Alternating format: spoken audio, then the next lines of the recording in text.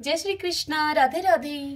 आप सभी भक्तों का आपके अपने YouTube चैनल श्री कृष्ण दीवानी में हार्दिक स्वागत है। आज हम सुन रहे हैं कार्तिक मास महात्म्य अध्याय 15 की कथा। सर्वप्रथम भगवान का स्मरण करते हुए सभी बोलिए ओम नमो भगवते वासुदेवाय, ओम श्री राधा कृष्णाभ्याम नमो नमः। सूत जी मुनियों से बोले, हे मुनिगणों, एक बार श्री नारद जी ने समस्त वेदों के ज्ञाता श्री व्यास जी से पूछा कि हे व्यास जी, चारों आश्रमों में गृहस्थ आश्रम को ही क्यों श्रेष्ठ माना गया है? इस संबंध में जानने की मेरी प्रबल इच्छा है। तब महर्षि वेद व्यास जी ने नारद जी से कहा कि हे नारद जी, आप तो स्वयं ज्ञाता हैं, किंतु फिर भी आपने पूछा है तो मैं आपसे बतलाता हूँ। जैसे सभी नदियां समुद्र में आश्रय पाती हैं और जैसे सभी जीव माता का आश्रय पाकर जीवित रहते हैं, वैसे ही भिक्षुक, सन्यासी, ब्रह्मचारी, यात्री, विद्यार्थी और जीविका से रहित व्यक्ति गृहस्थों का आश्रय पाकर सुख पाते हैं। इस संबंध में मैं आपको एक प्राचीन कथा कहता हूँ, उसे आप सुनिए। प्राचीन काल में उत्तानपाद नामक एक राजा था, जिसका उत्तम नामक एक पुत्र था, जो कि बड़ा ही बलवान था, किंतु वह पुत्र मदिरापान का व्यसनी था। उसकी स्त्री का नाम बहुला था। राजा उत्तम अपनी पत्नी बहुला से अत्यधिक प्रेम करता था। एक बार राजा उत्तम ने वैश्या का नृत्य देखते हुए मदिरापान किया और अपनी पत्नी से भी मदिरा पीने की वह जिद करने लगा, किंतु उसकी पत्नी ने ऐसा करने से उसे स्पष्ट इनकार कर दिया। इस पर राजा उत्तम ने क्रोधित होकर उसका अर्थात अपनी पत्नी बहुला का त्याग कर दिया और उसे वन में छुड़वा दिया। किंतु जब वह मदिरा के प्रभाव से मुक्त हुआ तो उसे अपने किए हुए पर बड़ा पछतावा हुआ, किंतु अब अपनी रानी का वियोग सहने के अतिरिक्त और किया भी क्या जा सकता था। इसके बाद उस राजा ने दूसरा विवाह नहीं किया और अपनी रानी के वियोग में ही दुखी मन से राजकाज के कार्यों में अब वह राजा निमग्न हो गया। एक दिन एक ब्राह्मण उसके पास आया और उस राजा को बोला कि हे राजन, मैं बेहद दुखी हूँ, किसी ने मेरी स्त्री का अपहरण कर लिया है, अब आप ही उसे ढूंढ कर लाइए। तब राजा ने उसे कहा कि हे ब्राह्मण देव, मैं भला आपकी पत्नी को कैसे ढूंढ कर ला सकता हूँ? मैं तो यह तक नहीं जानता कि तुम्हारी स्त्री कौन और कैसी दिखती है, वह किस दिशा में गई है और उसे कौन और क्यों लेकर गया है। तब राजा की बात सुनकर वह ब्राह्मण बोला कि हे राजन, आप प्रजा से कर के रूप में उसकी आय का छठा भाग लेते हैं, अतः प्रजा की रक्षा करना आपका कर्तव्य है। यदि प्रजा अपने घर में भी सुरक्षित नहीं है तो ऐसे राजा से क्या लाभ है? हे राजन, हमारे राजा होने के कारण आपका यह कर्तव्य बनता है कि आप मेरी पत्नी को खोजकर मुझे लाकर दें। अब राजा ने जब यह बात सुनी तो राजा ने उस ब्राह्मण से कहा कि हे विप्रवर, मैंने तुम्हारी पत्नी को कभी नहीं देखा है, न ही मैं उसका स्वभाव कैसा है, रंग रूप कैसा है यह जानता हूँ, मैं उसे कैसे पहचानूंगा? अब राजा की इस बात को सुनकर वह ब्राह्मण बोला, हे राजन, वह कठोर वचन बोलने वाली, कर्कश स्वभाव की तथा कुरूपा है। मैं उसकी निंदा नहीं कर रहा, बल्कि आपको उसकी पहचान बता रहा हूँ, क्योंकि वह जैसी भी है मेरी अर्धांगिनी है। ब्राह्मण की इस बात को सुनकर अब तो राजा और भी अधिक आश्चर्य में पड़ गया। उसने कहा कि हे ब्राह्मण देव, जब तुम्हारी स्त्री ऐसी कुरूपा और इतनी कठोर स्वभाव की है तो फिर तुम दोबारा उसे क्यों पाना चाहते हो? दैव योग से तुम्हें उससे छुटकारा मिल गया है, अब आप कोई सुंदर और सुभाषिणी स्त्री देखकर उससे विवाह कर लो। यह सुनकर ब्राह्मण देव ने कहा कि नहीं राजन, मेरी स्त्री मेरे धर्म और कर्म की अर्धांगिनी है और उसकी रक्षा करना मेरा परम धर्म है। जो पुरुष अपनी स्त्री की रक्षा नहीं करता उसका वंश बिगड़ जाता है। जो व्यक्ति अपनी धर्म पत्नी को उचित सहयोग नहीं देता उसके पितर अपने लोक से गिरकर नरक लोक को चले जाते हैं। ब्राह्मण के ऐसे वचनों को सुनकर अब राजा ने स्वयं ही उस ब्राह्मण की पत्नी को खोजने का निर्णय कर लिया और उस ब्राह्मण को आश्वासन देकर उसे विदा करने के बाद राजा अब रथ पर चढ़कर चल पड़ा। वह बारी बारी से चारों दिशाओं में उस ब्राह्मणी की खोज करने लगा। तत्पश्चात वह एक वन में जा पहुंचा, जहां पर राजा ने एक आश्रम देखा। आश्रम में जाकर राजा ने आसन पर एक ऋषि को बैठे हुए देखा। अब राजा उस ऋषि के समीप गए। ऋषि ने भी राजा को देखा अवश्य, लेकिन राजा को देखकर भी ऋषि ने उसका आदर सम्मान नहीं किया, बल्कि राजा के मनोभावों को समझकर ऋषि ने उनसे कहा कि हे राजन, मैं जानता हूँ कि तुम राजा उत्तानपाद के पुत्र हो, मगर तुम यहाँ क्यों आए हो? यह सुनकर राजा ने ऋषि से कहा कि हे महामुने, एक ब्राह्मण के घर से कोई उसकी स्त्री का हरण करके ले गया है और मैं उसी की खोज में निकला हूँ, मगर आपने न तो मुझे अर्घ्य ही दिया और न ही किसी प्रकार का मुझे आदर सत्कार मिला। इसका क्या कारण है? तब ऋषि ने राजा से कहा कि हे राजन, तुम अर्घ्य के योग्य होते हुए भी इस समय उसके पात्र नहीं हो, क्योंकि तुमने अपनी निरपराध पत्नी का त्याग किया है। यदि स्त्री का धर्म पति की तन मन से सेवा करना और उसकी आज्ञाओं का पालन करना है, तो पति का भी तो कर्तव्य बनता है कि वह उसका यथोचित सम्मान करे। जहाँ स्त्रियों का मान होता है, वहाँ देवताओं का वास होता है, और इसके विपरीत जहाँ नारी का अपमान होता है, वहाँ कभी भी सुख शांति नहीं रह सकती। इतना सुनकर राजा का सिर अब लज्जा से झुक गया। वह ऋषि से बोला कि भगवान, आपने मेरी आंखें खोल दी, अब आप कृपा करके मेरा मार्गदर्शन करें। अपने से पहले मैं उस ब्राह्मण के लिए चिंतित हूँ। आप कृपा करके यह बतलाइए कि उस ब्राह्मण की स्त्री को कौन हर कर ले गया है और क्यों हरण करके ले गया है, और इस समय वह स्त्री कहाँ है और किस दशा में है। तब ऋषि ने ध्यान लगाया और राजा से कहा कि हे राजन, अदिति का बलाक नामक राक्षस पुत्र उस ब्राह्मणी को हर कर ले गया है और उसने उसे उत्पलावर्त वन में रखा हुआ है। अब तुम उसे ढूंढकर ब्राह्मण से उसका मिलन करवाओ। यह सुनकर राजा ने ऋषि को प्रणाम किया और रथ पर सवार होकर उत्पलावर्त वन में जा पहुंचा। वन में उसकी दृष्टि एक स्त्री पर पड़ी, जो कि एक वृक्ष के नीचे बैठी हुई बिल्व फल खा रही थी। उस स्त्री का रंग रूप और नयन नक्श ठीक वैसे ही थे जैसे कि उस ब्राह्मण ने राजा को बतलाए थे। अतः उस स्त्री को देखते ही राजा ने उसे पहचान लिया कि यह वही उसी ब्राह्मण की स्त्री है। उसके निकट जाकर अब राजा ने अपनी शंका का समाधान करने के लिए राजा ने उससे पूछा कि हे कल्याणी, तुम कौन हो और इस वन में तुम क्यों आई हो? तब वह स्त्री बोली कि हे राजन, मैं अतिरात्र की पुत्री और विशाल पुत्र की पत्नी हूँ।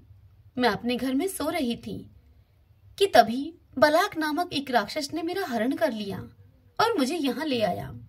यहाँ लाने के बाद न तो उसने मुझे किसी प्रकार का कोई कष्ट दिया और न ही मेरा सतीत्व नष्ट करने की ही चेष्टा की। इतना होने पर भी हे राजन, मैं अपने पति के वियोग के कारण बड़ी दुखी हूँ। यह सुनकर राजा ने पूछा कि हे ब्राह्मणी, वह राक्षस कहाँ गया है? तब ब्राह्मणी ने राक्षस का ठिकाना राजा को बता दिया। तब राजा उस स्थान पर जा पहुंचा जहां पर कि वह राक्षस था। राजा को देखते ही राक्षस उसके चरणों में गिर पड़ा और बोला कि हे राजन, कहिए मेरे लिए क्या आज्ञा है? तब राजा तनिक क्रोध दर्शाते हुए उसे बोला, अरे दुष्ट राक्षस, अरे निशाचर, तो उस ब्राह्मणी का हरण करके क्यों लाया? क्या तू उसके साथ विवाह करना चाहता है? वह तो अत्यंत कुरूप है। यदि तू उसे खाने की इच्छा से लाया है तो वह भी मुझे बता। यह सुनकर वह राक्षस बोला कि हे राजन, मेरे घर में अनेक रूपवती अप्सराएं हैं। उन सभी अप्सराओं के अतिरिक्त मैंने कभी किसी स्त्री से भोग करने की इच्छा नहीं की है और न ही मैं मांस का भक्षण करता हूँ। मैं तो इस योनि में पूर्व जन्म के पापों का प्रायश्चित कर रहा हूँ। इस ब्राह्मणी के हरण का कारण एक यही है कि इसका पति राक्षसों को मारने का मंत्र जानता है। हे राजन, जब हम यज्ञ का अन्न ग्रहण करने के लिए जाते हैं तो वह हमें वहां से भगा देता है, क्योंकि अधिकांश यज्ञों का आचार्य वही ब्राह्मण बनता है। इसी कारण उसे दुखी करने के उद्देश्य से मैं उसकी पत्नी का हरण कर लाया हूँ, क्योंकि शास्त्रों के नियम के अनुसार स्त्री के बिना पुरुष को कोई भी धार्मिक कर्म करने का अधिकार नहीं है। इसीलिए अब वह यज्ञों में आचार्य नहीं बनता। उस राक्षस की ये बातें सुनकर राजा को लगा कि पत्नी के संदर्भ में परोक्ष रूप से वह भी उसकी निंदा ही कर रहा है। उस मुनि ने भी स्त्री के त्याग के कारण ही मुझे अर्घ्य के योग्य नहीं समझा था। अब राजा को विचार मगन देखकर राक्षस राजा से पुनः बोला, हे राजन, मैं आपकी प्रत्येक आज्ञा का पालन करूंगा, आप आज्ञा दीजिए, अब मैं क्या करूं? तब राजा ने उस राक्षस को आज्ञा दी कि तुम उस ब्राह्मणी को उसके घर पहुंचा दो, और फिर जब भी मैं तुम्हें याद करूं तो तुम मेरे पास आना। आज्ञा पाते ही वह राक्षस ब्राह्मणी को लेकर उसके घर चल दिया। उसके जाने के बाद राजा अब सोचने लगा कि मैंने अपनी निर्दोष पत्नी का त्याग करके बड़ा ही भारी पाप किया है। अब मैं ऐसा कौन सा कर्म करूं जिससे कि इस पाप का निवारण हो सके। तब मन में विचार विमर्श करते हुए राजा पुनः उसी मुनि के आश्रम में पहुंच गया और उससे अपने मन की राजा ने बात कही। सारी बात सुनकर मुनि ने राजा से कहा कि हे राजन, पुरुष के लिए स्त्री धर्म, अर्थ, काम और मोक्ष को देने वाली है। इतना ही नहीं, स्त्री के बिना लोक अथवा परलोक में कहीं भी कोई सुख की प्राप्ति नहीं होती। स्त्री भले ही कुरूपा हो, रोगी हो, मूर्ख हो, दरिद्री हो अथवा बुरे स्वभाव की ही क्यों न हो, पुरुष को उसका सम्मान करना ही चाहिए।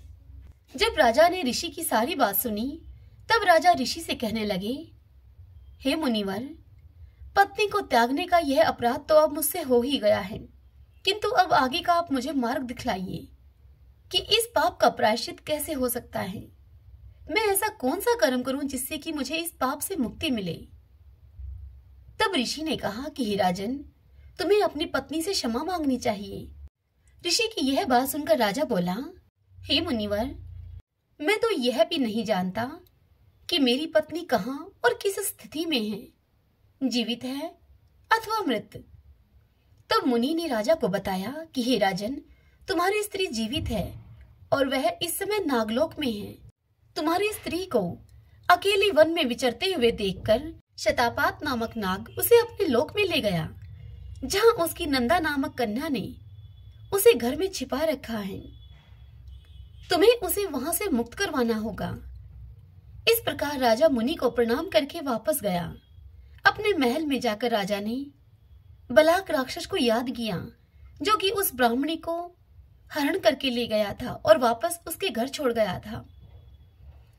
जैसे ही राजा ने उस राक्षस को याद किया, तुरंत ही वह बलाक राक्षस राजा के समक्ष उपस्थित हो गया।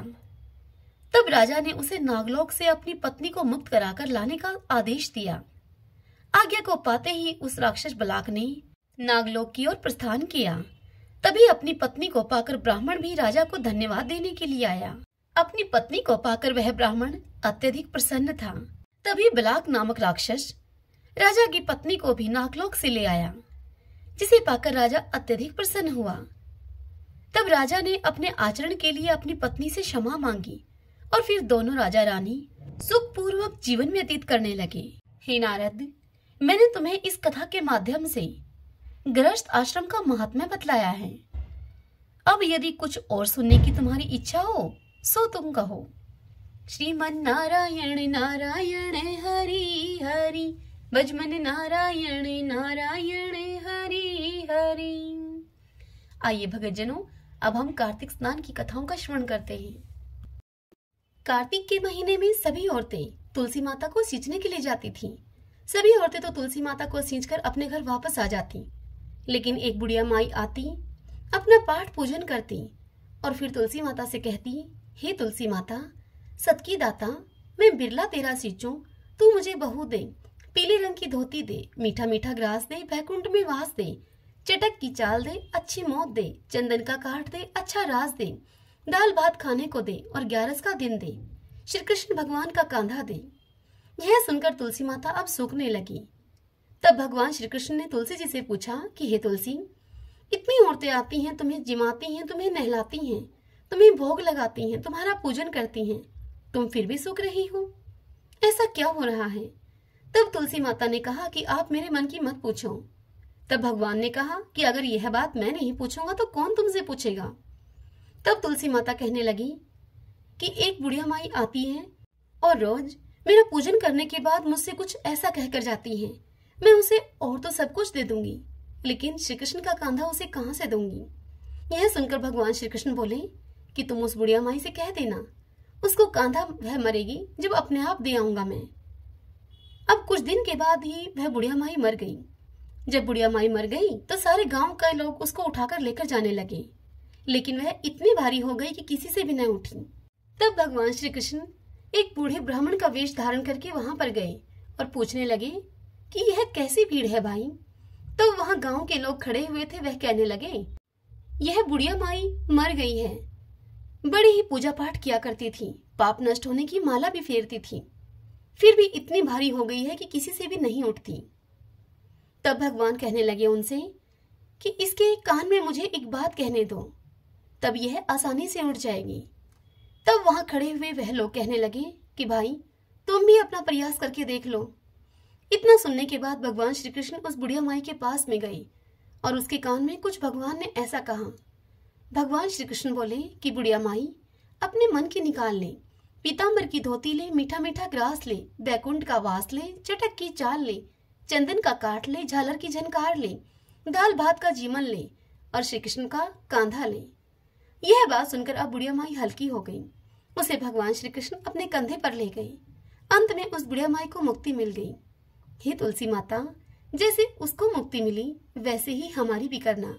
हे भगवान श्री कृष्ण, जैसे आपने बुढ़िया माई को कांधा दिया वैसा ही हमको भी देना। इस कथा को कहते सुनते हुंकारा भरते सभी पर अपनी कृपा करना। विष्णु भगवान की कथा। एक सेठ सेठानी थे। सेठानी विष्णु भगवान की पूजा करती थी, लेकिन सेठ को यह सब अच्छा नहीं लगता था। एक दिन सेठ ने सेठानी के पूजा पाठ से परेशान होकर सेठानी को अब घर से निकाल दिया। अब वह सेठानी चलते चलते जंगल में जा पहुंची। वहां जंगल में उसे 4 आदमी मिट्टी खोदते हुए मिले। उन आदमियों के पास जाकर सेठानी उनसे कहती है कि भाई मुझे नौकरी पर रख लो। तब उन आदमियों ने सेठानी को नौकरी पर रख लिया। मिट्टी खोदने से अब सेठानी के हाथों में छाले पड़ गए और उसके सिर के बाल उड़ गए। तब एक दिन सेठानी से वे आदमी बोले कि बहन, तुम किसी अच्छे घर की मालूम होती हो, तुम हमारे घर का काम कर दिया करो। यह सुनकर सेठानी ने उन आदमियों को हाँ में सिर हिलाया, जिससे कि वह आदमी उसे अपने घर ले आए। अब सेठानी उनके घर में आ गई। सेठानी के आने से पहले वह प्रतिदिन 4 मुट्ठी अनाज ले आया करते थे और चारों उसी अनाज को मिल बांट कर खाते थे। अब सेठानी आ गई तो सेठानी उनसे कहने लगी कि कल से तुम 8 मुट्ठी अनाज लेकर आना। अगले दिन वो लोग 8 मुट्ठी अनाज लेकर आए। तब सेठानी ने पड़ोसन से आग मांगकर भोजन बनाया और फिर विष्णु भगवान को भोग लगाया और फिर उसके बाद उन सभी को सेठानी ने भोजन परोसा। तब सभी आदमी कहने लगे कि बहन, भोजन बड़ा ही स्वाद है।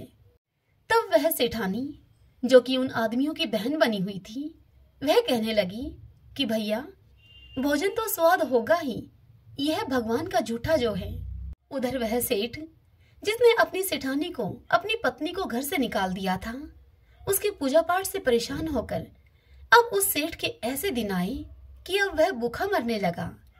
तब अड़ोस पड़ोस के सभी कहने लगे कि सेठानी के भाग का खाया करता था यह, इस मूर्ख ने अपनी पत्नी को घर से निकाल दिया।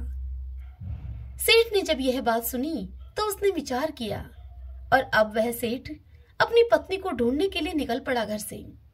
ढूंढते ढूंढते वह भी उसी जंगल में आ गया। वहां उसने उन्हीं 4 आदमियों को मिट्टी खोदते हुए देखा। सेठ ने उन आदमियों से कहा कि भाई मुझे नौकरी पर रख लो। तब वे उससे बोले कि हम तो मिट्टी खोदने का काम करते हैं, तुम भी कर लो। अब सेठ ने मिट्टी खोदने का काम शुरू किया, जिससे कि सेठ के हाथों में अब छाले पड़ गए और सेठ के सिर के बाल उड़ गए। सेठ की ऐसी दशा को देखकर वे आदमी बोले कि भाई तुम अच्छे घर के लगते हो, तुम हमारे घर पे रह लिया करो और वहीं रहकर कुछ काम धंधा कर लिया करो। और यह कहकर वह उस सेठ को अपने घर ले गए। वहां जाकर सेठ ने तो सेठानी को पहचान लिया, लेकिन सेठानी ने नहीं पहचाना, क्योंकि सेठानी हर समय घूंघट में रहती थी। सेठानी ने अब शाम को भोजन बनाया, विष्णु भगवान को भोग लगाया और फिर सभी को भोजन परोसने लगी। जब सेठ की थाली परोसने लगी तो विष्णु भगवान ने सेठानी का हाथ पकड़ लिया। यह देखकर सेठानी के धर्म के भाई उससे कहने लगे कि बहन ये क्या कर रही हो। तब वह बहन बोली कि भाई मैं तो कुछ भी नहीं कर रही, मेरा हाथ तो विष्णु भगवान ने पकड़ रखा है। तब वह आदमी बोले कि हमें भी अपने भगवान के दर्शन करवाओ बहन।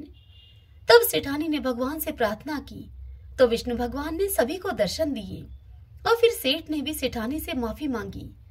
तत्पश्चात भाइयों ने बहन को बहुत सा धन देकर विदा किया और फिर सेठ और सेठानी दोनों मिलकर विष्णु भगवान की पूजा करने लगे। अब उन सेठ सेठानी के घर में अन्न धन के भंडार भर गए। हे मेरे विष्णु भगवान, जैसे आपने उस सेठ सेठानी के घर में अन्न धन के भंडार भरे, वैसी ही कृपा सब पर करना। सभी बोलिए विष्णु भगवान की जय। एक साहूकार और साहूकारनी थी। दोनों भगवान शंकर की पूजा किया करते थे। उनके घर में कोई संतान नहीं थी।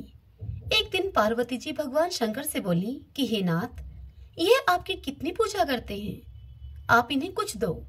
तब भगवान शंकर पार्वती से बोले कि यह पुत्र के लिए पूजा करते हैं, परंतु इनके भाग्य में संतान नहीं है। तब पार्वती जी नहीं मानी और प्रभु शंकर से बोली कि हे नाथ, इन्हें एक पुत्र अवश्य देना पड़ेगा आपको। तब भगवान शंकर बोले कि अच्छा, मैं इन्हें एक पुत्र दूंगा, परंतु उसकी आयु सिर्फ 12 वर्ष की होगी। यह सब बातें साहूकार सुन रहा था। उसे यह बात सुनकर न कोई खुशी हुई और न ही कोई दुख हुआ। अब वह अपने घर को चला गया। साहूकारनी के 9 महीने के बाद एक पुत्र पैदा हुआ। घर में बड़ी खुशियां मनाई गई, परंतु साहूकार को कोई खुशी नहीं हुई। अब बेटा साहूकार का बड़ा हुआ तो साहूकारनी साहूकार से बोली कि मैं तो अपने बेटे का ब्याह करूंगी। तब साहूकार ने बहुत मना किया, परंतु साहूकारनी एक न मानी। तो साहूकार ने साहूकारनी को बता दिया कि हमारे पुत्र की आयु सिर्फ 12 वर्ष की है। तब यह सुनकर साहूकारनी बोली कि कोई बात नहीं, इसकी शादी करके मैं तो अपने मन की निकाल लूं। साहूकार ने बेटे की शादी कर दी। बहू अब घर में आ गई। उन्होंने बहू को सारी बात बता दी कि तेरे पति की आयु सिर्फ 12 वर्ष की है। तब बहू बोली कि कोई बात नहीं पिताजी, मेरे भाग्य में जो होना था सो होगा। अब हम तीनों मिलकर पूजा किया करेंगे। अब तीनों मिलकर पूजा करने लगे। पुत्र की 12 वर्ष की आयु अब पूरी हो गई। यमराज साहूकार के बेटे को लेने के लिए आए तो साहूकार बोला कि मेरा पुत्र तो अपनी पत्नी के पास है।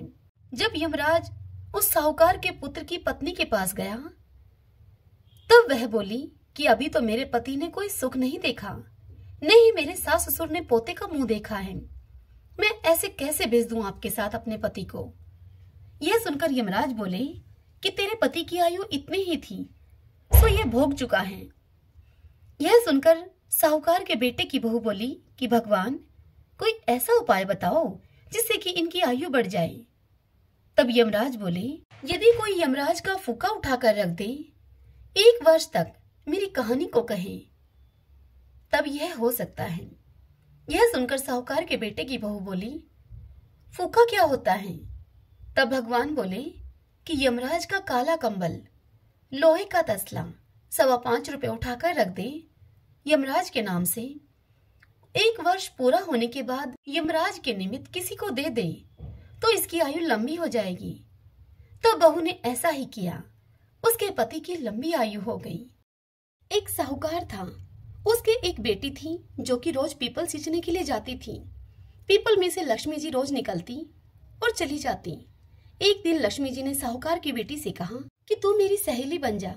तब लड़की ने कहा कि मैं कल अपने पिताजी से पूछ कर आऊंगी। तब लड़की ने जाकर अपने घर में अपने पिताजी से यह सारी बात बताई। तो उसके पिताजी बोले, बेटी वह तो लक्ष्मी जी हैं, अपने को और क्या चाहिए, तो उनकी सहेली बन जा। दूसरे दिन वह लड़की जब फिर से पीपल सींचने के लिए गई तो लक्ष्मी जी पीपल से फिर निकलकर बाहर आई और उससे कहा कि मेरी सहेली बन जा। तब उस लड़की ने कहा कि मैं सहेली बन जाऊंगी और दोनों फिर एक दूसरे की सहेलियां बन गई। लक्ष्मी जी ने उसको खाने का न्योता दिया। तब घर आकर साहूकार की लड़की ने अपने पिता से कहा कि मेरी सहेली ने मुझे खाने का न्योता दिया है। तब उसके पिता ने कहा कि सहेली के जीमने जाने पर घर संभाल कर जाना। जब वह लक्ष्मी जी के यहाँ जीमने के लिए गई तो लक्ष्मी जी ने उसे शाल दुशाला ओढ़ने के लिए दिया, रुपए परखने के लिए दिए, सोने की चौकी, सोने की थाली में 36 प्रकार का भोजन परोस दिया। जब वह जिम कर जाने लगी तो लक्ष्मी जी ने साहूकार की लड़की का पल्ला पकड़ लिया और उससे कहा, मैं भी तेरे घर जीमने आऊंगी। तब वह लड़की बोली, आ जाना। अब लड़की घर जाकर चुपचाप बैठ गई। तब उसके पिता ने उससे पूछा कि बेटी, सहेली के यहाँ जिम कराई है, अब उदास क्यों बैठी हैं? तब लड़की बोली कि पिताजी, मेरे को लक्ष्मी जी ने इतना दिया, मुझे अनेक प्रकार के भोजन कराए, परंतु मैं उन्हें कैसे जिमाऊंगी? अपने घर में तो कुछ भी नहीं है। तब उसके पिता बोले, जैसा होगा जिमा देंगे, परंतु तू गोबर मिट्टी से चौका देकर सफाई कर लेना। 4 मुख का दिया जलाकर लक्ष्मी जी का नाम लेकर रसोई में बैठ जाना। अब लड़की ने सफाई करी और वह 4 लड्डू लेकर रसोई में बैठ गई। उसी समय एक रानी नहा रही थी। उसका 9 लखा हार चील उठाकर ले आई और वह हार साहूकार के घर में डाल दिया और उस लड़की के हाथों से लड्डू लेकर चली गई। लड़की हार को तोड़कर बाजार ले गई और सामान लाने लगी तो सुनार ने उसे पूछा कि क्या चाहिए। तब उस साहूकार की लड़की ने कहा, सोने की चौकी, सोने का थाल, दुशाला दे दो, मोहरी दे दो और सारी सामग्री दे दो। 36 प्रकार का भोजन हो जाए, मुझे इतना सामान दे दो। सारी चीजें लाकर अब लड़की ने रसोई तैयार की। तब गणेश जी ने कहा कि लक्ष्मी जी को बुलाओ। आगे आगे गणेश जी और पीछे पीछे लक्ष्मी जी आई। तब साहूकार की लड़की ने चौकी डाल दी और उनसे कहा कि सहेली चौकी पर बैठ जा। यह सुनकर लक्ष्मी जी साहूकार की बेटी से बोली कि सहेली, चौकी पर तो मैं राजा रानी के भी नहीं बैठती, कहीं भी नहीं बैठती। तो उसने कहा कि मेरे यहाँ तो तुझे बैठना पड़ेगा। मेरे माँ बाप, भाई भतीजे, मेरे पोते बहुएं क्या सोचेंगे, पड़ोस ने क्या सोचेंगी। इतनी बात कहकर साहूकार की लड़की आगे कहती है कि अब तो तुम्हें 28 पीढ़ियों तक यहीं पर रहना पड़ेगा। फिर लक्ष्मी जी चौकी पर बैठ गई। तब उस लड़की ने बहुत खातिर की उनकी, जैसे कि लक्ष्मी जी ने साहूकार की लड़की की थी। लक्ष्मी जी उस पर प्रसन्न हो गई और घर में खूब रुपया पैसा धन लक्ष्मी हो गई। साहूकार की बेटी ने कहा कि सहेली, मैं अभी आ रही हूँ, तुम यहीं पर बैठी रहना। लक्ष्मी जी से यह कहकर लड़की बाहर चली गई। लक्ष्मी जी चौकी पर बैठी रही। लक्ष्मी जी ने उसे बहुत धन दौलत दिया। हे लक्ष्मी माता, जैसे तुमने साहूकार की बेटी को दिया वैसे ही सबको देना। इस कथा को कहते सुनते हुंकारा भरते सारे परिवार को देना, पीहर में देना, ससुराल में देना, बेटे पोतों को देना। हे लक्ष्मी माता, सभी के दुखों को दूर करना, दरिद्रता को दूर करना और सबकी मनोकामनाएं पूर्ण करना। सभी बोली लक्ष्मी माता की जय। एक बार गणेश जी एक छोटे बालक के रूप में चिमटी में चावल और चमचे में दूध लेकर निकले। वे हर किसी से यह कह रहे थे कि कोई मेरी खीर बना दो, कोई मेरे लिए खीर बना दो। तब एक बुढ़िया बैठी थी वहां। उसने कहा कि ला, मैं बना दूं तेरे लिए खीर। वह छोटा सा बर्तन चढ़ाने लगी चूल्हे पर। तब गणेश जी ने उससे कहा, दादी माँ, छोटी सी भगोनी मत चढ़ाओ, तुम्हारे घर में जो सबसे बड़ा चरु हो उसे ही चूल्हे पर चढ़ा दो। तब बुढ़िया माई ने वैसा ही किया और सबसे बड़ा बर्तन चूल्हे पर चढ़ा दिया। वह यह देखकर दंग रह गई कि वह तो बर्तन पूरा दूध से भर गया है। तभी गणेश जी ने बुढ़िया माई से कहा कि दादी माँ, मैं नहाकर आता हूँ। खीर थोड़ी देर में बनकर तैयार हो गई। खीर को तैयार हुई देखकर बुढ़िया माई के पोता पोती रोने लगे उस खीर को खाने के लिए। तभी बुढ़िया माई ने चूल्हे से खीर को उतारकर थोड़ी सी खीर चूल्हे में डालते हुए बोली कि गणेश जी, आपको भोग लगे। और फिर खीर के कटोरे भर भर कर अपने बच्चों को दे दिया। पड़ोसन यह सब ऊपर से देख रही थी। उसे देखकर बुढ़िया माई ने यह सोचा कि कहीं यह पड़ोसन इस बात की चुगली न खा जाए, इसलिए बुढ़िया माई ने एक कटोरा भरकर खीर उसको भी पकड़ा दी। तत्पश्चात बुढ़िया माई के बेटे की बहू ने चुपके से एक कटोरा खीर खाई और उस झूठी कटोरी को चक्की के नीचे सरका दिया। अब तक भी गणेश जी नहीं आए थे। बुढ़िया को बहुत भूख लग रही थी। एक कटोरा खीर का भरकर किवाड़ के पीछे बैठकर एक बार बुढ़िया माई ने फिर से कहा, जय गणेश जी। और फिर बुढ़िया माई ने वह खीर खानी शुरू कर दी। तभी वहां पर गणेश जी आ गए।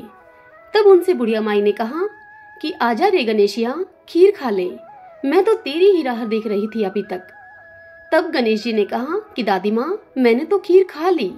तब बुढ़िया माई ने अचंभे से उनसे कहा कि कब खाई? तब गणेश जी बोले कि जब तेरे पोता पोती ने खाई तभी खाई, जब तेरी पड़ोसन ने खाई तब खाई, जब तेरी बहू ने खाई तब खाई, और जब तूने खाई तो पेट मेरा पूरा ही भर गया। यह सुनकर बुढ़िया माई ने कहा कि बेटा, और सारी बात तो सच है, पर बहू बेचारी का तू क्यों नाम लेता है? वह तो बेचारी सुबह से काम में लगी हुई है, उसने खीर कब खाई? तब गणेश जी ने बुढ़िया माई से कहा, चक्की के नीचे देख, जूठा कटोरा पड़ा है। तुमने जब खीर खाई तो मुझे भोग लगाया, पर उसने कोई भोग नहीं लगाया, वो तो वैसे ही खा गई। यह सुनकर बुढ़िया माई ने गणेश जी से कहा कि बेटा, घर की बात है, घर में ही रहने दो, बता बची हुई खीर का क्या करूं? तब गणेश जी ने उनसे कहा कि नगरी को जिमा दूं। लोगों को न्योता दिया तो सब हंसने लगे और बोले कि कल तक तो खाने का पता नहीं था, आज यह नगरी को जिमाएंगे। फिर भी लोग आए और ठाठ से जिमे। नगरी पूरी उन्होंने खीर से जिमा दी।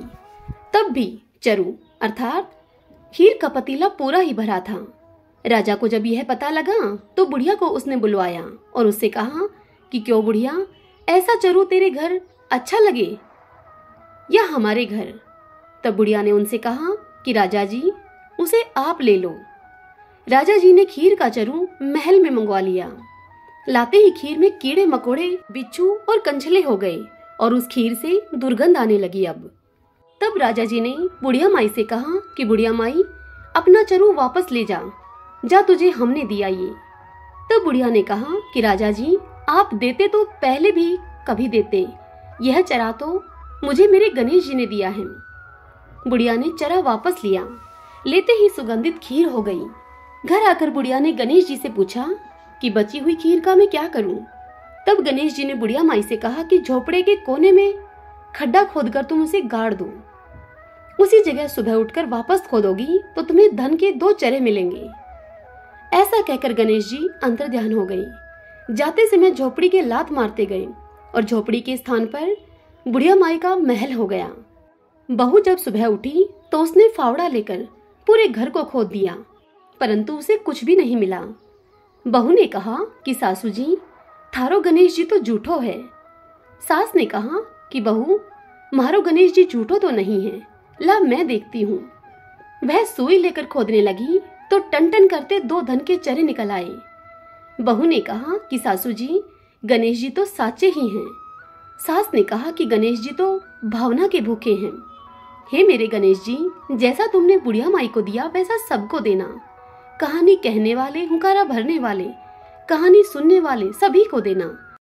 सभी बोलिए सूर्य नारायण भगवान की जय। एक बुढ़िया माई थी। उसका यह नियम था कि प्रति रविवार को सवेरे ही स्नान आदि करके पड़ोसन की गाय के गोबर से घर को लीपकर फिर वह भोजन तैयार करती। भगवान को भोग लगाने के बाद स्वयं भोजन करती थी। ऐसा व्रत करने से उसका घर धन धान्य एवं आनंद से परिपूर्ण था। इसी तरह कुछ दिन बीत जाने पर उसकी पड़ोसन एक दिन विचार करने लगी कि यह बुढ़िया माई हमेशा मेरी गाय का गोबर लेकर जाती है, और यह सोचकर अब वह पड़ोसन अपनी गाय को घर के भीतर बांधने लगी। अब बुढ़िया माई को गोबर न मिलने के कारण रविवार के दिन वह अपने घर को न लीप सकी। इसीलिए उसने न तो भोजन बनाया और न ही भगवान को भोग लगाया, और स्वयं भी उसने भोजन आदि नहीं किया। इस प्रकार उसने निराहार व्रत किया। अब रात हो गई और वह भूखी ही सो गई। रात में भगवान ने उसे स्वप्न में दर्शन दिए और भोजन न बनाने और भोग न लगाने का उससे कारण पूछा। तब बुढ़िया माई ने भगवान से गोबर न मिलने का कारण बतला दिया। तब भगवान ने उससे कहा कि माता, हम तुमको ऐसी गाय देते हैं जिससे कि सभी इच्छाएं पूर्ण होती हैं, क्योंकि तुम हमेशा रविवार को गाय के गोबर से घर को लीप पोत कर भोजन बनाकर हमें भोग लगाकर फिर खुद भोजन करती हो। इसीलिए तुम पर मैं खुश होकर तुमको यह गाय वरदान के रूप में देता हूँ और अंत समय में तुम्हें मोक्ष देता हूँ। स्वप्न में ऐसा वरदान देकर भगवान अंतर्ध्यान हो गई, और जब वृद्धा की आंख खुली तो वह क्या देखती है कि उसके आंगन में एक अति ही सुंदर गाय और बछड़ा बंधे हुए हैं। वह गाय और बछड़े को देखकर अत्यंत प्रसन्न हुई और उनको घर के बाहर बांध दिया। वहीं घर के बाहर ही उनके खाने के लिए उसने चारा भी डाल दिया। जब उसकी पड़ोसन ने बुढ़िया के घर के बाहर एक अति ही सुंदर गाय और बछड़े को बंधा हुआ देखा तो द्वेष के कारण उसका हृदय अब जल उठा, और उसने देखा कि गाय ने अब सोने का गोबर किया है, तो वह उस गाय का गोबर ले गई और अपनी गाय का गोबर उस सोने के गोबर की जगह रख के चली गई। अब वह नित्य प्रतिदिन ऐसा ही करती रही और सीधी सादी बुढ़िया माई को इस बात की कोई भनक भी न लगी।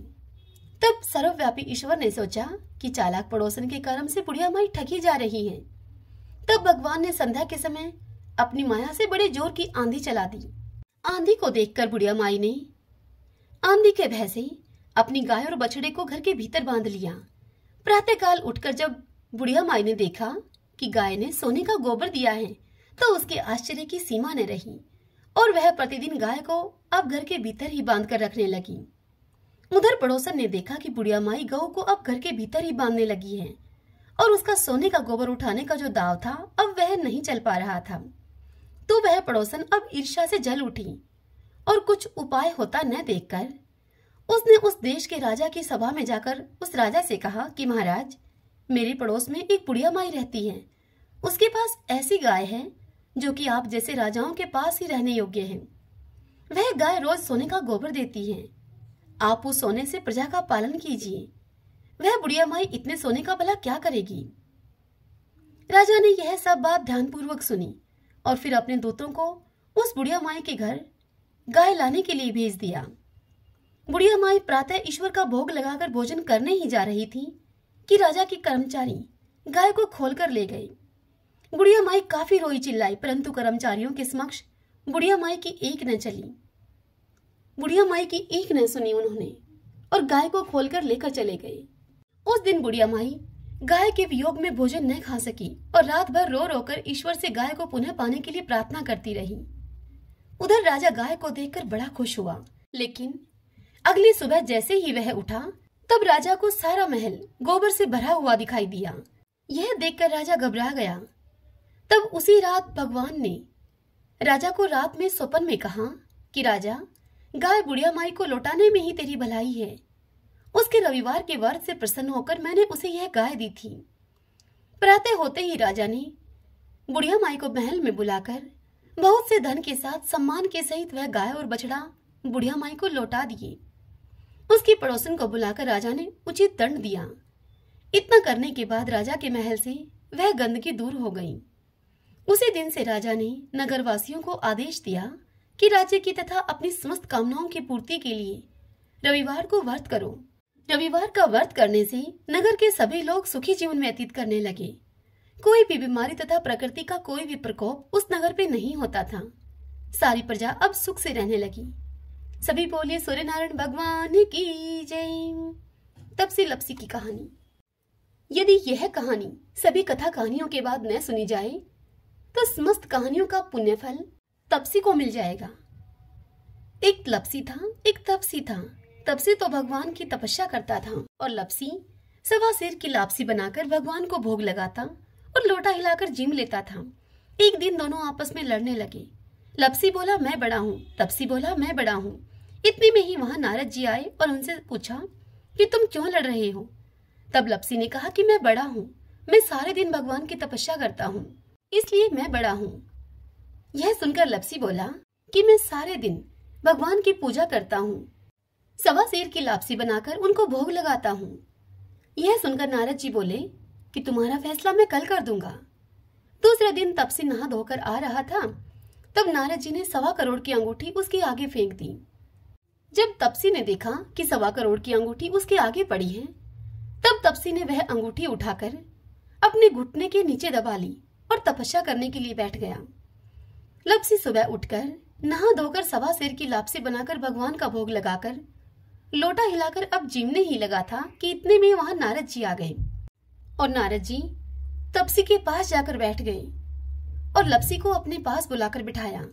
तब वे फिर से दोनों कहने लगे कि बताइए नारद जी, हम में से कौन बड़ा है, हम में से कौन बड़ा है। तब नारद जी ने उन दोनों से कहा कि अभी रुको और तपसी से बोले तुम अपना घुटना उठाओ। अब तपसी ने जैसे ही अपना घुटना उठाया 1.25 करोड़ की अंगूठी निकली। तब नारद जी उसे बोले कि ये अंगूठी तो तूने चुराई है, तेरी तपस्या इसलिए अब भंग हो गई है, इसलिए अब से लपसी बड़ा है। यह सुनकर तपसी बोला कि महाराज, मेरी तपस्या का फल मुझे कैसे मिलेगा? तब नारद जी बोले कि तेरी तपस्या का फल कार्तिक नहाने वाली तुझे देंगी। यह सुनकर तपसी बोला कि वो कैसे? तब नारद जी ने तपसी को बताया कि सबकी कहानी कह सुनकर तेरी कहानी अगर नहीं कहेंगी तो कार्तिक का फल तुझे मिलेगा, उनका पुण्य फल समाप्त हो जाएगा। सभी बोलिए विष्णु भगवान की जय। आइए भगतजनों, अब हम तुलसी चालीसा का श्रवण करते हैं। जय जय तुलसी भगवती सत्यवती सुखदानी, नमो नमो हरि प्रियसी श्री विंदा गुण खानी। जय नंदनी जग पूजिता विश्व पावनी देवी, जयति पुष्प शराशुर भी देहु अमर वर अम्ब। श्री हरि शीश विराजनी देहु अमर वर अम्ब, जनहित ही वृंदावनी अब जन कर हूँ विलंब। धन्य धन्य श्री तुलसी माता, महिमा आगम सदा श्रुति गाता। हरि के प्राण हूँ से तुम प्यारी, हर ही हेतु किन हो तप भारी। जब प्रसन्न हव दर्शन दीनो, तब कर जोरी विनय अस कीनो। हे भगवन कंत मम हो, दीन जानी जनि छाड़ हूँ छोहूं। सुरी लक्ष्मी तुलसी की वाणी, दिन हो शाप क्रोध पर आनी। अश अयोग्य वर मांगन हारी, हो विटप तुम जड़ तनुधारी। सुनि तुलसी शाप यो तेहि ठामा, करहु बास तू नीचन धामा। दियो वचन हरि तब तत्काला, सुनो सुमुखी जनि हो बिहाला। समय पाई हो पति तोरा, पूज हो सास बचन सत मोरा। तब गोकुल में गोप सुदामा, तासु भई तुलसी तू बामा। कृष्ण रास लीला की माही, राधे शकियो प्रेम लखिनाही। दिया शाप तुलसी तत्काला, नर लोक ही तुम जन्म हूँ बाला। भयो गोप वह दान विराजा, शंख चूड़ नामक सिर ताजा। तुलसी भई ताशु की नारी, परम सती गुण रूप अगारी। असुध्वा कल्प गीत जब गयो, कल्प तृतीय जन्म तब भयो। वृंदा नाम भयो तुलसी को, असुर जलंधर नाम पति को। करि अति द्वंद अतुल्य बल धामा, वीणा शंकर से संग्रामा। जब नित सन्न सहित शिवहारी, मरहि न तब हर हर ही पुकारी। पतिव्रता वृंदा थी नारी, कौन सके पतहि गहारी। तब जलंधर ही वेश बनाई, वृंदा डिग हरि पहुँचयो जाई। शिव हित लहि करि कपट प्रसंगा, कियो सतीव धर्म ते ही भंगा। भयो जलंधर कर संहारा, सुनि वृंदा उर शोक अपार। तेहि क्षण दियो कपट हरि टारी, लख वृंदा दुख गिरा उचारी। जलंधर ही जस हत्यो अभीता, सोई रावण हव हरहि सीता। अस प्रस्तर सम हृदय तुम्हारा, धर्म खंडी मम पति सहारा। यही कारण लही शाप हमारा, होवे तनु पाषाण तुम्हारा। सुनि हरि तुरत ही वचन उचारे, दियो शाप तुम बिना विचारे। लखियो न नित कर तूति पति को, छलन चयो जब पार्वती को। जड़मति तू अस हो जड़ रूपा, जग में तुलसी विटप अनूपा। धर्म रूप हम शाली ग्रामा, नदी गंड की बीच ललामा। जो तुलसी दल हम ही चढ़ाई है, सब सुख भोग परम पद पाई है।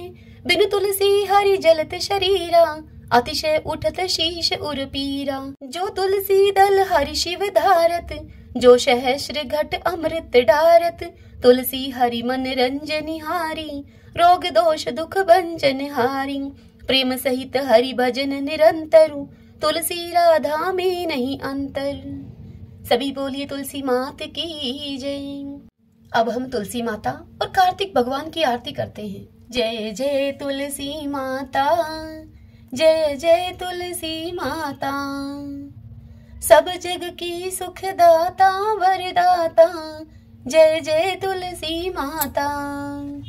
सब योगों के ऊपर, सब रोगों के ऊपर, रुज से रक्षा करके भव त्राता।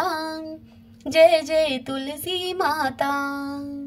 बटुपुत्री हे श्यामा, सुरबलि हे ग्राम्या। विष्णु प्रिय जो तुमको सेवे, सो नर तर जाता। जय जय तुलसी माता। हरि के शीश विराजत त्रिभुवन से हो वंदित, पतित जनों की तारिणी विख्याता। जय जय तुलसी माता। लेकर जन्म विजन में आई दिव्य भवन में, मानव लोक तुम्हीं से सुख संपत्ति पाता। जय जय तुलसी माता।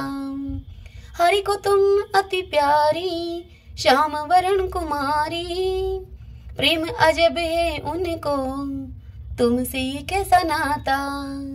जय जय तुलसी माता। जय जय तुलसी माता।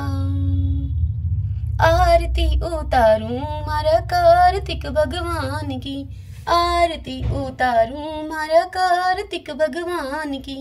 ठाकुर जी की सेवा में मैं राम नाम बोलती, ठाकुर जी की सेवा में मैं राम नाम बोलती। गाय की सेवा में मारे गोबर पानी बाड़ा में, गाय की सेवा में मारे गोबर पानी बाड़ा में। तुलसी जी की सेवा में मारे तुलसी फल फूले आंगन में, तुलसी जी की सेवा में मारे तुलसी फल फूले आंगन में। आरती उतारूं मारा कार्तिक भगवान की, आरती उतारूं मारा कार्तिक भगवान की। ठाकुर जी की सेवा में मैं गंगा जल से नहावती, ठाकुर जी की सेवा में मैं गंगा जल से नहावती। गाय की सेवा में मारे दूध दही पी लोना में, गाय की सेवा में मारे दूध दही पी लोना में। तुलसी जी की सेवा में मारे बरकत है घर आंगन में, तुलसी जी की सेवा में मारे बरकत है घर आंगन में। आरती उतारूं मारा कार्तिक भगवान की, आरती उतारूं मारा कार्तिक भगवान की।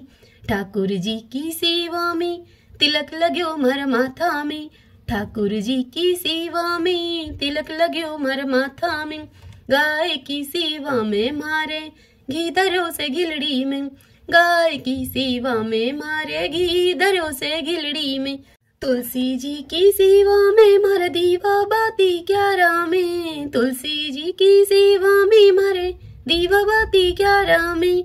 आरती उतारूं मारा कार्तिक भगवान की, आरती उतारूं मारा कार्तिक भगवान की। ठाकुर जी की सेवा में माखन मिश्री दोना में, ठाकुर जी की सेवा में माखन मिश्री दोना में। गाय की सेवा में मारे छाछ राबड़ी थाली में, गाय की सेवा में मारे छाछ राबड़ी थाली में। तुलसी जी की सेवा में मारे अखंड सुहाग साथ में, तुलसी जी की सेवा में मारे अखंड सुहाग साथ में। आरती उतारूं मारा कार्तिक भगवान की, आरती उतारूं मारा कार्तिक भगवान की। ठाकुर जी की सेवा में नित उठ मंदिर जावती, ठाकुर जी की सेवा में मैं नित उठ मंदिर जावती। गाय की सेवा में मारे नित उठ बुहारी लगावती, गाय की सेवा में मैं नित उठ के बुहारी लगावती। तुलसी जी की सेवा में मैं नित जल सींचूं क्यारा में, तुलसी जी की सेवा में मैं नित जल सींचूं क्यारा में। आरती उतारूं मारा कार्तिक भगवान की, आरती उतारूं मारा कार्तिक भगवान की। ठाकुर जी की सेवा में सखियों का संग है मंदिर में, ठाकुर जी की सेवा में नित सखियों का संग है मंदिर में। गाय की सेवा में मारे साथ ग्वाला आंगन में, गाय की सेवा में मारे साथ ग्वाला आंगन में। तुलसी जी की सेवा में मारा घर वाला मारे साथ में, तुलसी जी की सेवा में मारा घर वाला मारे साथ में। आरती उतारूं मारा कार्तिक भगवान की, आरती उतारूं मारा कार्तिक भगवान की। ठाकुर जी की सेवा में मैं तुलसी माला फेरती, ठाकुर जी की सेवा में मैं तुलसी माला फेरती। गाय की सेवा में मारे गले गलसरी सोना की, गाय की सेवा में मारे गले गल श्री सोना की, तुलसी जी की सेवा में मारे सिर पर चूंदड़ लाल है, तुलसी जी की सेवा में मारे सिर पर चुंदड़ी लाल है। आरती उतारूं मारा कार्तिक भगवान की, आरती उतारूं मारा कार्तिक भगवान की। ठाकुर जी की सेवा में मैं बैकुंठा में जामती, ठाकुर जी की सेवा में मैं बैकुंठा में जामती। गाय की सेवा में मैं पापों से मुक्ति पावती, गाय की सेवा में मैं पापों से मुक्ति पावती। तुलसी जी की सेवा में मैं सातों जन्म सुख पावती, तुलसी जी की सेवा में मैं सातों जन्म सुख पावती। आरती उतारूं मारा कार्तिक भगवान की, आरती उतारूं मारा कार्तिक भगवान की। सभी बोलिए कार्तिक भगवान की जय, तुलसी माता की जय। ओम नमो भगवते वासुदेवाय, ओम श्री राधा कृष्णाभ्याम नमो नमः। यदि वीडियो पसंद आए, यह कथा आपके लिए उपयोगी रहे तो वीडियो को लाइक करें और कमेंट बॉक्स में विष्णु भगवान की जय लिखिए। और यदि आप हमारे इस चैनल श्री कृष्ण दीवानी पर पहली बार आए हैं, मुझे आप पहली बार सुन रहे हैं, तो आप हमारे इस चैनल को सब्सक्राइब कर लीजिए, बेल आइकन के बटन को भी दबा लीजिएगा ताकि आपको आने वाले नए वीडियोस की जानकारी सबसे पहले मिल सके। हर दिन के कार्तिक मास महात्म्य की कथाएं आपको समय से मिल सके। जय श्री कृष्णा, राधे राधे।